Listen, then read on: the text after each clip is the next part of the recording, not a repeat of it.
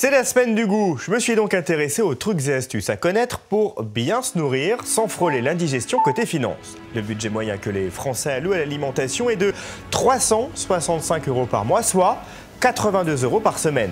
Alors si ce chiffre varie beaucoup selon la composition familiale, on s'en doute, il pèse pas mal sur un budget.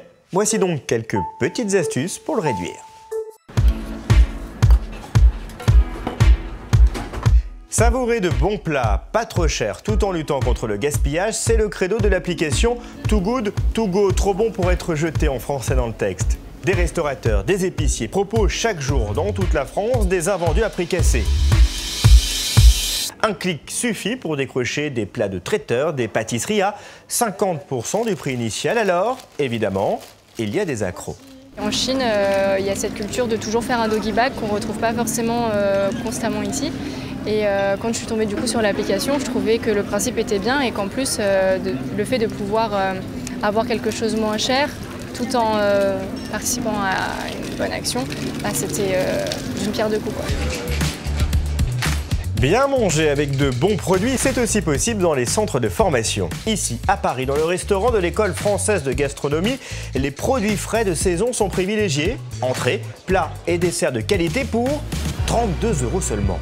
La qualité de ce qu'on mange est quand même exceptionnelle par rapport au prix qui est demandé. Si on va dans un restaurant lambda, pour 32 €, je ne pense pas qu'on puisse avoir la même chose. Allier la qualité au prix raisonnable, c'est le principe des bibs gourmands du guide Michelin qui répertorie les tables au meilleur rapport qualité-prix. Ici en Lozère, les clients de ce restaurant sont conquis. C'est un lieu donc, où on mange très bien, où il y a un rapport qualité-prix très intéressant. C'est frappant, quoi. La carte, ça vaut le double, quoi, enfin, dans notre région, quoi. C'est vous qui gérez la quantité de nourriture selon votre appétit. Vous avez, alors dans l'ordre, vous avez bien commencé, vous avez les plateaux, des assiettes, des grandes et des petites. Bien manger sans swiner, c'est également l'ambition de nombreux particuliers qui développent des concepts originaux. Ici, à Montpellier, un restaurateur propose des menus composés de plats maison vendus au poids, 1,90 € les 100 grammes.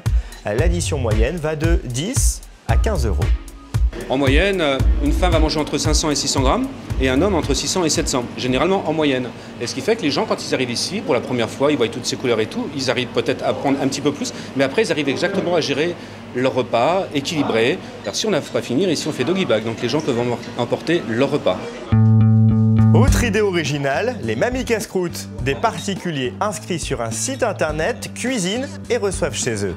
On sort un petit peu des sentiers battus, mais on fait...